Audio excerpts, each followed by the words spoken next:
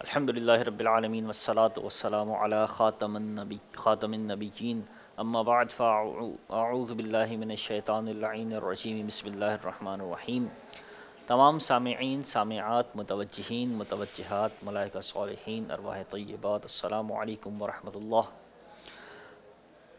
سامعین محترم، اس ہفتے ہم پھر آپ کی خدمت میں اپنا سلسلہ وار درس بنام درس دین لے کر حاضر خدمت ہیں۔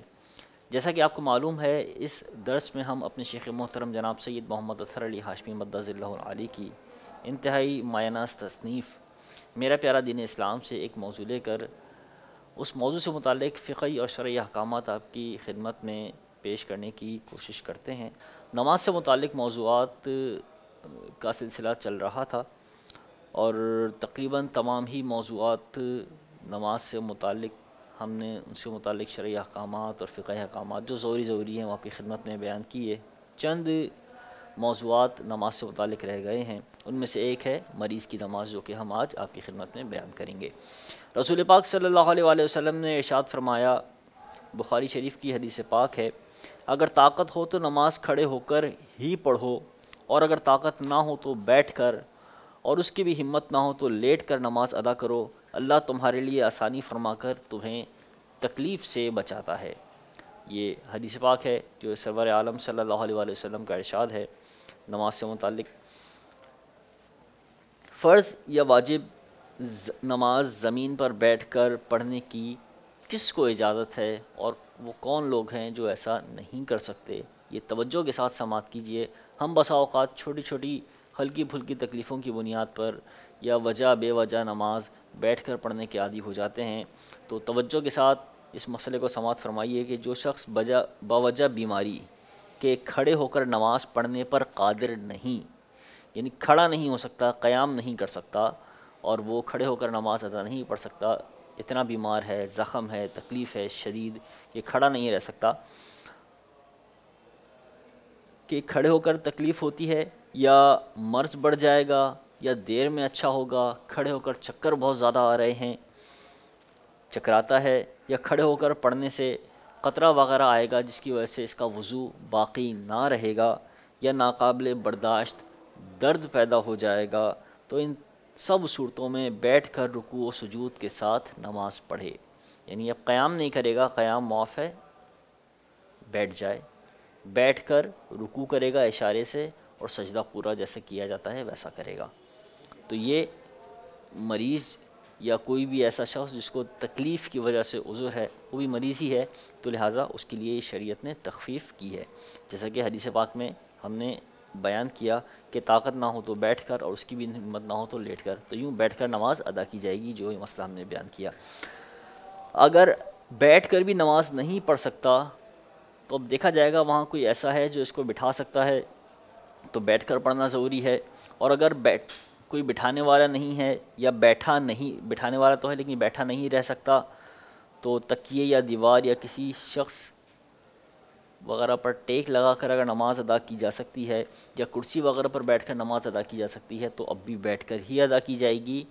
لیٹنے کی اجازت نہیں ہے۔ جب تک کھڑا رہنا ممکن ہے، بیٹھنے کی اجازت نہیں، جب تک بیٹھنا ممکن ہے کسی بھی صورت میں لیٹنے کی اجازت نہیں۔ تو انتہائی مجبوری میں، تکلیف کے عالم میں، کہ نماز جب ادا کرنا بہت مشکل ہوگی، تو نیچے والے درجے کی طرف رجوع کیا جائے گا، اور اس کے مطابق، یعنی کھڑا نہیں رہ سکتا، بیٹھ نہیں سکتا، تو اب لیٹ کر نماز ادا کی جائے گی۔ اور بیٹھ کر پڑھنا ممکن ہے اور لیٹ کر نماز پڑھی، یا کھڑے ہو کر پڑھنا ممکن ہے، بیٹھ کر یا لیٹ کر نماز پڑھی، تو ایسی صورتوں میں نماز نہیں ہوگی۔ اچھا، بسا اوقات ایسا ہوتا ہے کہ کھڑے ہونے پر قادر نہیں تھا تو بیٹھ کر نماز پڑھے گا، ہم نے کہا کہ رکوع کرے گا اور سجود بیٹھ کر کرے گا، لیکن بسا اوقات ایسا ہوتا ہے کہ کوئی ایسی تکلیف ہے کہ کھڑے ہونے پر تو قادر ہے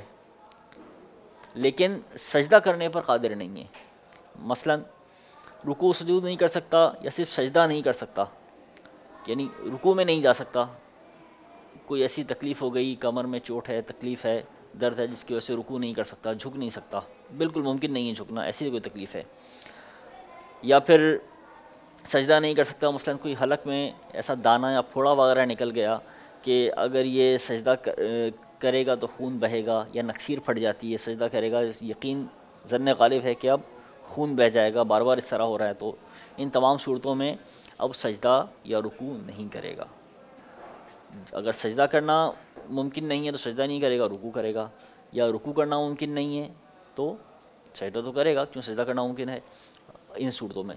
تو بہرحال اگر دونوں ہی چیزیں ممکن نہیں ہیں تو دونوں چیزیں نہیں کرے گا۔ تو اب کیا کرے گا؟ تو اب ان صورتوں میں بیٹھ کر اشارے سے نماز پڑھ سکتا ہے، بلکہ یہی بہتر ہے کہ اب بیٹھ کر اشارے سے نماز پڑھے، کہ یعنی رکوع اور سجود نہیں کر سکتا تو اب بیٹھ کر اشارے سے نماز ادا کرے گا۔ اشارے کی صورت میں سجدے کا اشارہ رکوع سے زیادہ پست ہونا ضروری ہے، یعنی رکوع کے لیے سبحان ربی العظیم سبحان ربی العظیم سبحان ربی العظیم کہا تو سمع اللہ لمن حمدہ کہنے کے بعد تھوڑا زیادہ جھکے اور سبحان اللہ اکبر کہہ کے سبحان ربی الاعلیٰ سبحان ربی الاعلیٰ سبحان ربی الاعلیٰ تھوڑا زیادہ جھکے رکوع کے مقابلے میں، اتنا کافی ہے۔ تو یہ سر کو بالکل زمین سے قریب کرنا یہ لازمی نہیں ہے، یہ ضروری نہیں ہے، بلکہ بس اتنا ضروری ہے کہ رکوع کے لیے اشارہ ہو تو سجدے کے لیے اشارہ رکوع سے زیادہ ہو۔ یوں ہی اگر کوئی شخص ایسا کرے کہ زمین سے کوئی چیز اٹھا کر پیشانی سے لگائے تاکہ وہ یہ گمان کرے کہ اس سے سجدہ مکمل ہوگا، تو ایسا کرنا مکروہ تحریمی ہے، کہ سجدہ کرنا یا تو سر زمین سے لگے گا نیچے جا کے، یا تو سجدہ اصل یہی ہے کہ جو صحت کی حالت میں ہوتا ہے، یا پھر دوسری صورت سجدے کی ہے کہ اشارے سے کیا جائے گا۔ اشارے میں صرف یہی ہے کہ رکوع میں جھکے اور سجدے میں تھوڑا سا زیادہ جھکے، یہ جھکنا ہی سجدہ ہے۔ جب جھکنے سے ہی سجدہ ہو رہا ہے تب نیچے سے کوئی چیز اٹھا کے ماتھے سے لگانا یا تختی وغیرہ کوئی ماتھے سے لگانا، یہ بالکل اس کا کوئی فائدہ نہیں ہے۔ یوں ہی بسا اوقات ایسا ہوتا ہے کہ مسجدوں میں جو کرسیاں رکھی ہوتی ہیں ان کرسیوں کے آگے تختی لگی ہوتی ہے، کوئی اس تختی پہ ماتھا لگاتا ہے، تو یہ بے معنی چیز ہے، کیونکہ جو شخص بیٹھ کر جس کو سجدہ معاف ہے تو اس کو ماتھے پر کوئی چیز لگانا یہ کوئی لازم نہیں ہے، یہ بالکل بے معنی چیز ہے، اس کا سجدے سے کوئی تعلق نہیں ہے۔ تو بس اتنا کیا جائے کہ رکوع کے لیے تھوڑا جھکا جائے اور سجدے کے لیے اس سے زیادہ جھکا جائے۔ اللہ تبارک و تعالیٰ سے دعا ہے کہ جو کچھ سنا اس پر عمل کی